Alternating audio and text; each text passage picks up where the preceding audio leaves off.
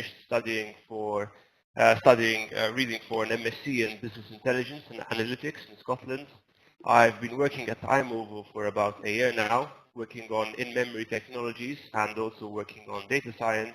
And my thesis, which was written in the field of data science, was about stock market prediction.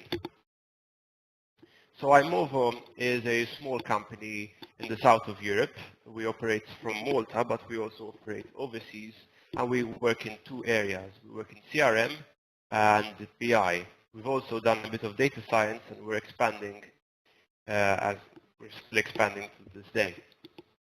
Our clients range from automotive, manufacturing, gaming, media. We have a bunch of clients around the globe. We do our business intelligence primarily in SQL Server, ClickView, and Tableau. We have built a product for Facebook Analytics called Socionomics. Then we do our customer relationship management in CRM. We sell client support solutions using Zendesk, and we use ClickDimensions for media marketing analytics. Now, I encourage you to ask questions. However, I have to warn you that I get easily carried away. So what I've done instead is I've organized checkpoints along the presentation where I'll pause and allow you to ask any questions you might have. If you don't have any questions, we can stop at the end and discuss then. So today I'll be discussing big data and data science. Now the thing is, both of them are buzzwords, and most people tend to throw buzzwords around without fully understanding them. So today we'll be discussing them and clearing up what they really mean. So, what's so big about big data? Now this is the Oxford English Dictionary's definition of big data: computing data of a very large size to the point where it is a logistical challenge. And this is absolutely wrong. So how can we define big data? Yes, big data is not called big data for no reason. Size is usually an issue. However, size is not the only issue in big data, and you can have small big data, if that were to be a term. So IBM used 3 V's to define big data: volume, variety, and velocity, which is better describing big data. Later on, a 4th V was added, which was veracity. So now we have 4 V's: volume, variety, velocity, and veracity. So let's start by defining volume. So volume is the part that the Oxford Dictionary got right. Big data can sometimes be massively large.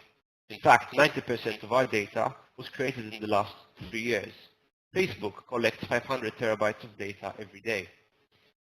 So you can be in a situation where the volume of your data is either so large that you have a serious problem managing it, we're saying it can't fit on any normal systems, or it is growing at such a fast rate that you have a problem collecting it and storing it in proper time. Let's go on to the 2nd V now, variety. So variety is all about what we can consider to be data, the shape of our data. So this is the kind of data you're probably used to seeing. In this case, it's a college enrollment form. Now we call this data tabular and atomic data. It is tabular because it fits neatly into a table, and it is atomic because every field, every piece of data there has been broken down to its smallest format. So to give you an example, if I were to have a field called full name, where I have my first name and my last name, Neil Sammut, that would not be considered to be atomic. It can be atomicized by splitting it into 2 fields, Sammut and Neil. So what about this now? Images, sound, videos. This is also data. In fact, we call it non-tabular and non-atomic data. You can't fit a video into a table neatly, and you can break down a video into many different pieces: text, the sounds, the color, and so on. So the variety aspect of our big data definition deals with handling data of different shapes and sizes. So one of the challenges, the variety challenges, is storing data. How would I store lots of videos? How would I store lots of images? What's the best way of doing that? The other challenge is how to process it. What queries can I write to query my data? So if I were to query a table, I would write a simple select statement in SQL. However, how would I query a video or an image, for example? So the issue of variety is that data might not always fit neatly into tables, and it might require rather complex querying. So let's look at the definition so far. We had volume and variety. Volume is where big data might be unmanageably large or growing at a very rapid rate. Variety could be that data is either not fitting neatly into my tables or might require complex querying. Our next V is velocity. And velocity here ties into value, into delivery. So velocity looks at how quickly can I collect my data, how quickly can I clean and prepare my data, and how quickly can I use my data.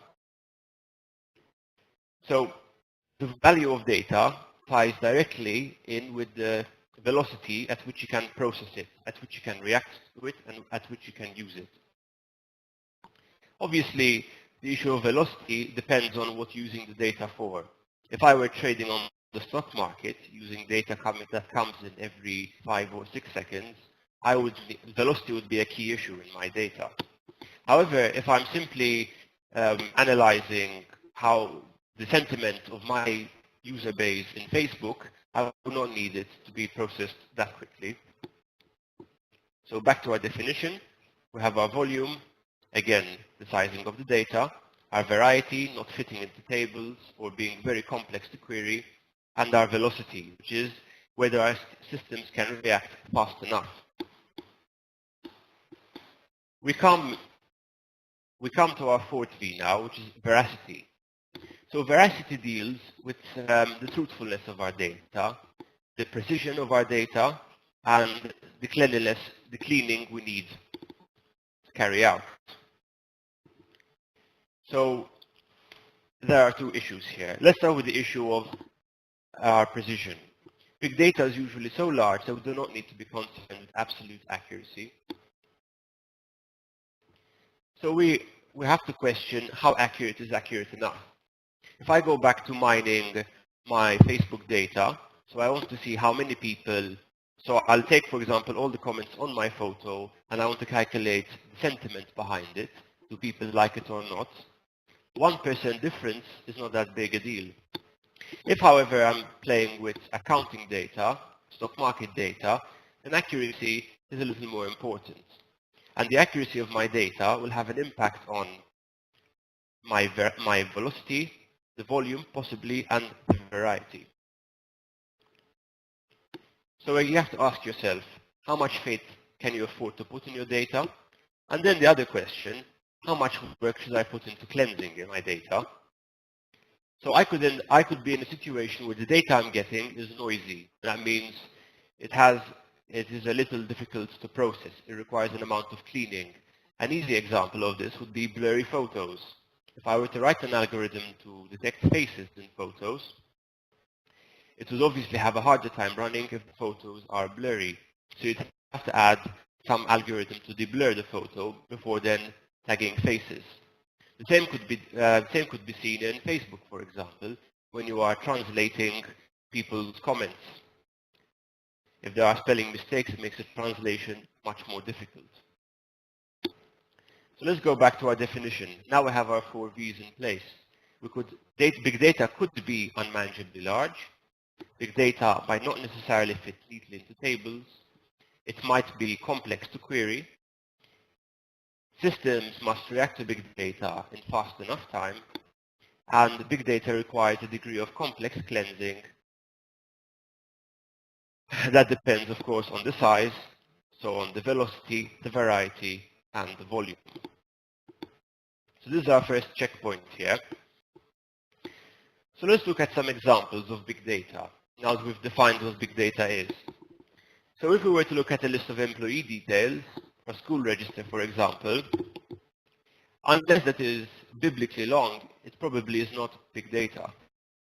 On the other hand, things like images, Twitter feeds, telecommunications data, radio readings, and all that, those are considered to be examples of big data. Where do we get our big data from?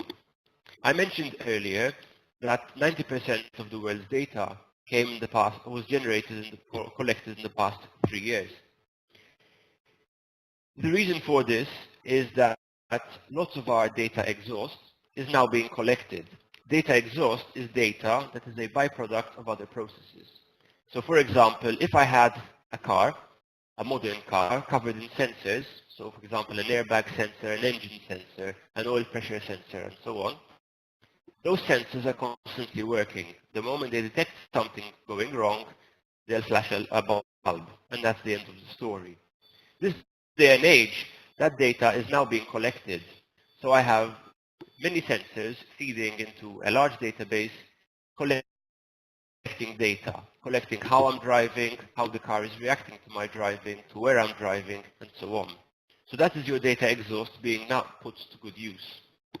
Because sensors and hardware is now becoming so much cheaper, big data could realistically come from anywhere. So what do we use big data for? We don't just use big data to collect it. We use big data to analyze it, solve problems, that is, answer what we call big questions, and optimize things, optimize processes. So I'm going to look at 3 examples of how big data was used.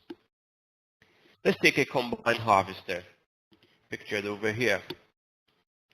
If I were to cover my combine harvester in different sensors, so for example, capacity, pressure, oil pressure, GPS position, fuel gauge, temperature, and so on, and start collecting that data, I would have some big data. So what could we use the data in a combine harvester for? We could, for example, track the harvester's position around the field and track how much crops are being collected at each point in the field. If we were to plot that on a map, we would be able to identify the most fertile parts of the field. And more importantly, we would identify how much of our field requires fertilization.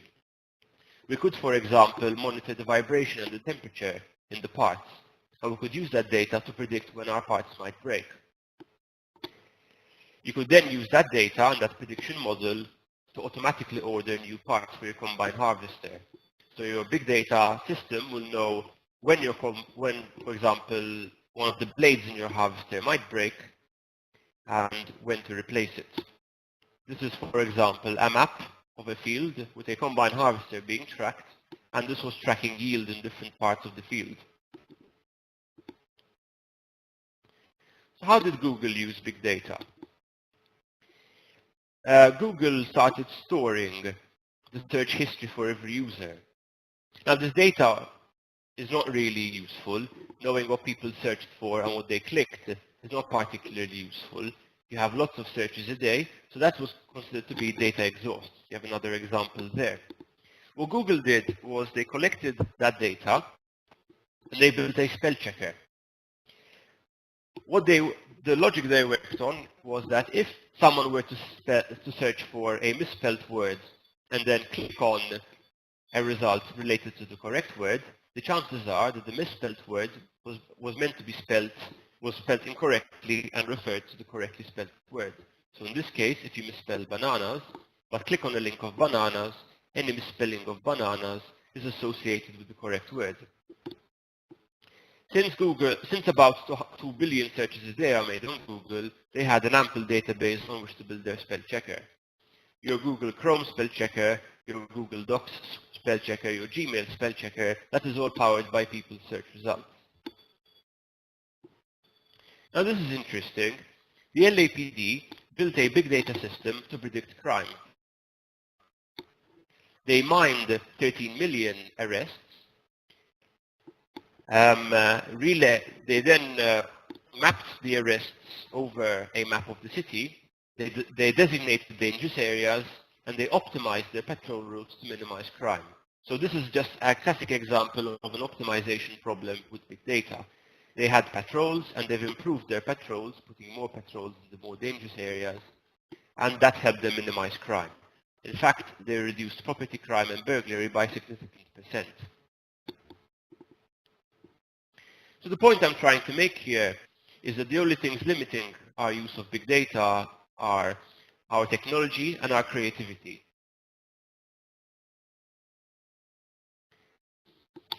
So, would you store big data? Big data could be the raw version of data before you analyze it, can be rather large and rather difficult to store. Again, you have those 4 V's.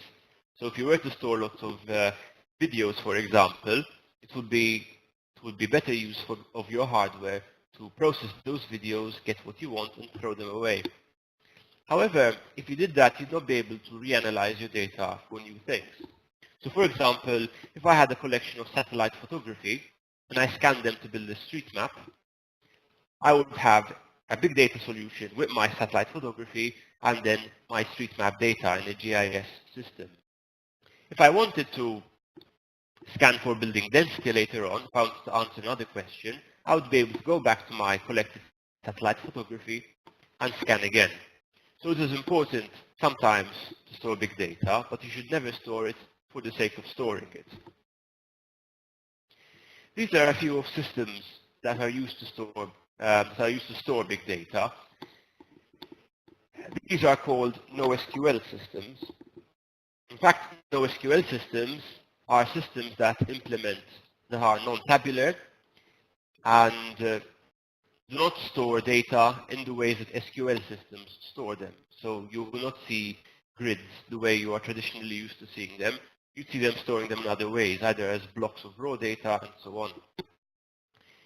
We've written an article over here, we'll circulate the link if you like, about NoSQL databases. So if you're more interested in finding out about these things, you can follow the link after the presentation.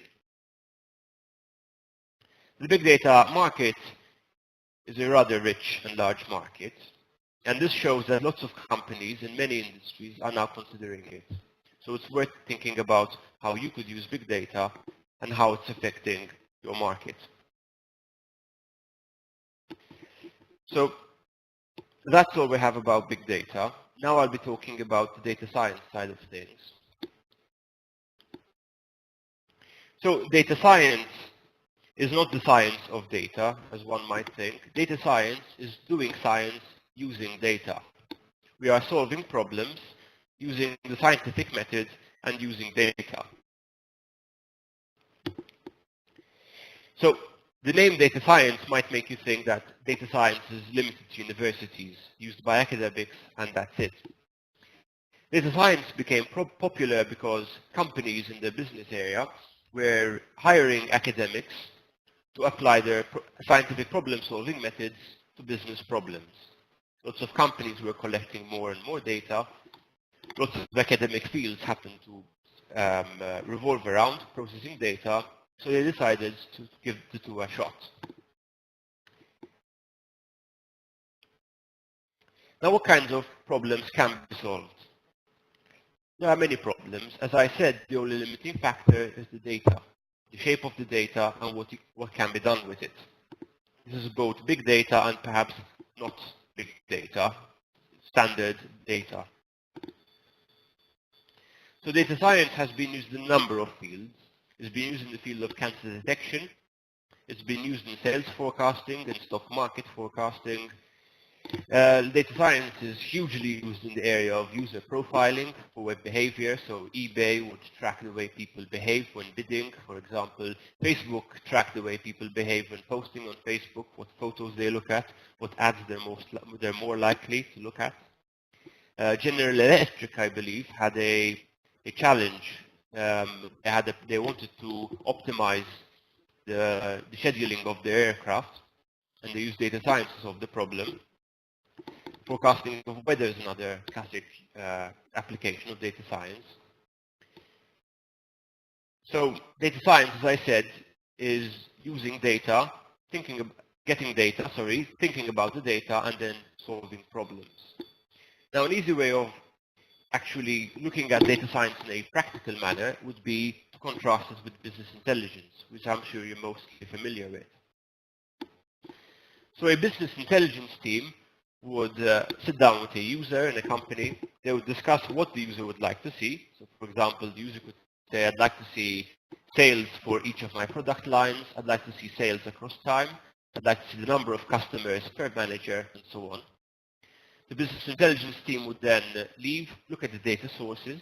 They would import the data into a data warehouse, and then they would design reports and dashboards to answer the questions. So business intelligence aims to measure and it aims to answer known questions. And this kind of work is usually long-term work. You don't build a data warehouse to demolish it after a month. You build a data warehouse hoping to use it for 3 to 5 years.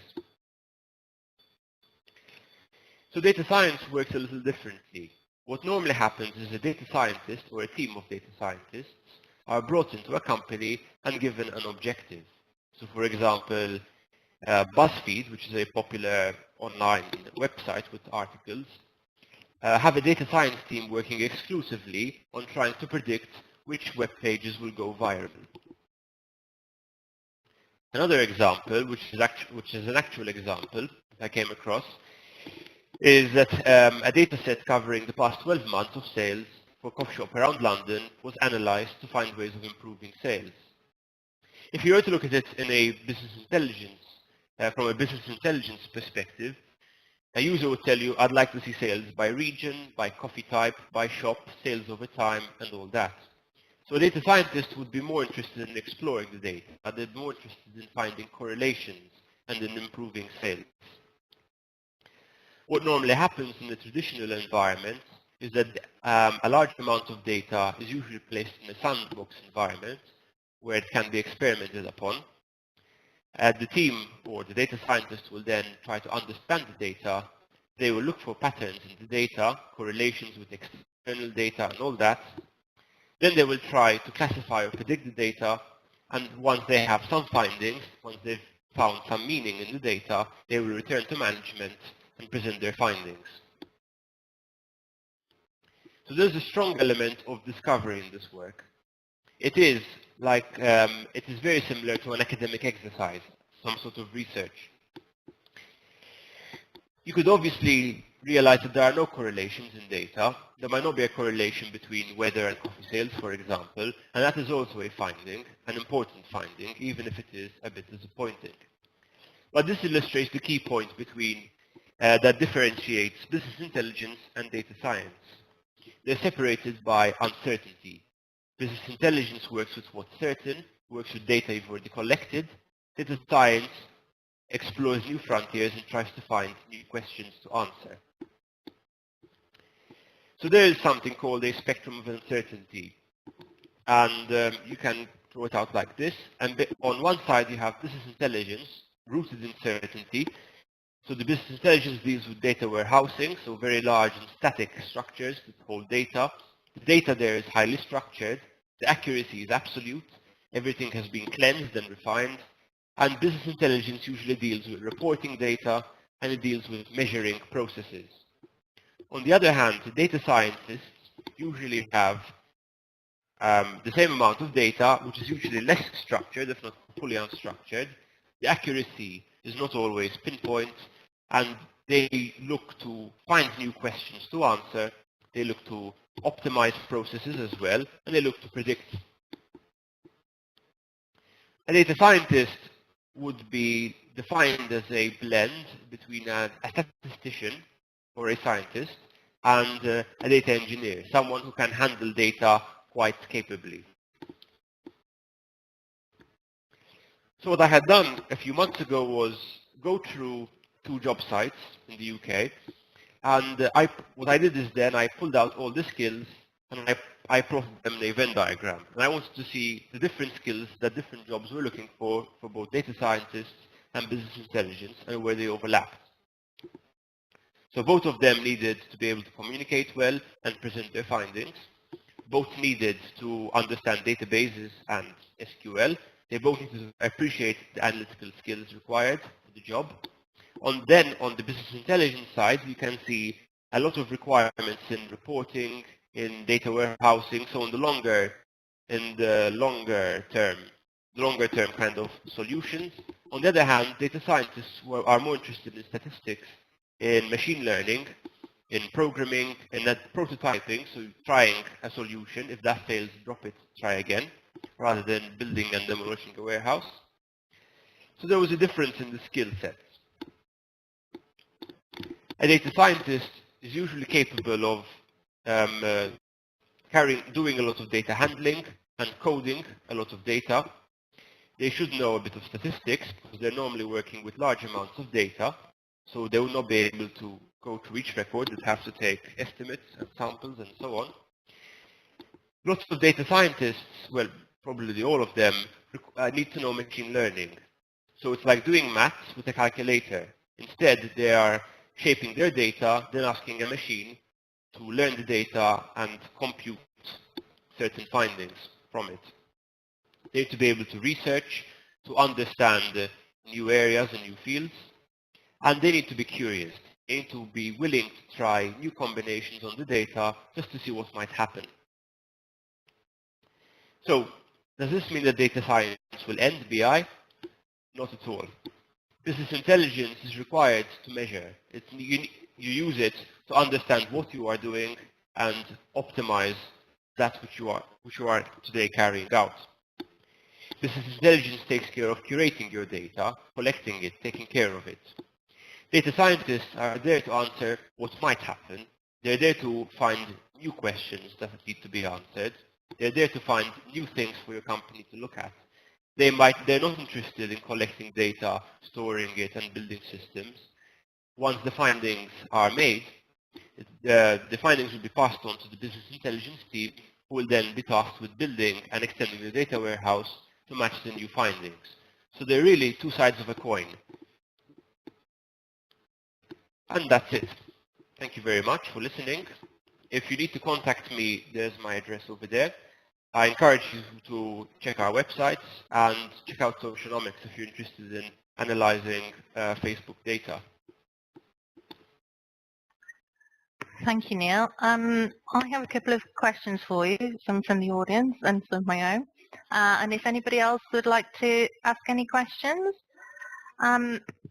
just one question. From your point of view, could you give an example of how big data approaches can be used by a credit bureau? So what's your opinion on that?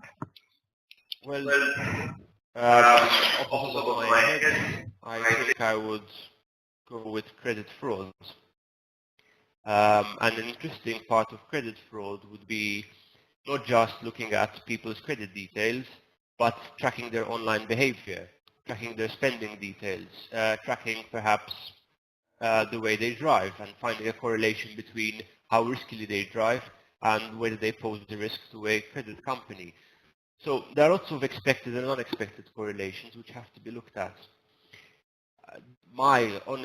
The most straightforward use of big data in that scenario would be correlating their credit activity with their online activity.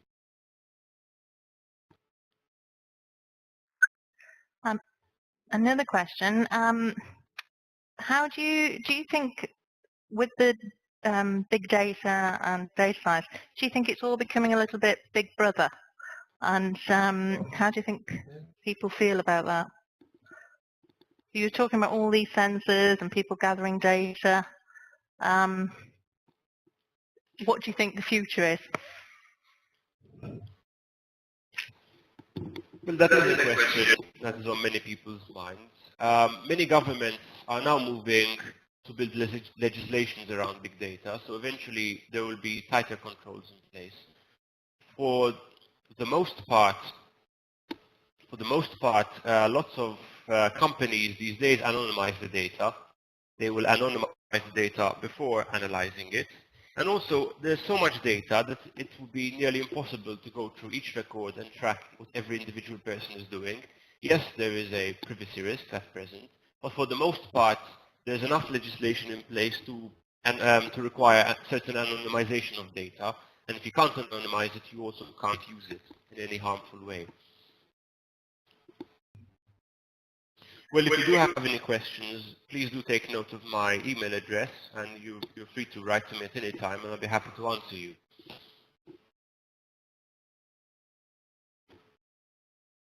Thank you ever so much, Neil. Really appreciated your presentation today. And I do advise everybody to go and check out iMovo's site if you've not already. It's iMovo, imovo.com.mt. Anyway, again, thank you very much for your time today, Neil. Thank you very much for having me.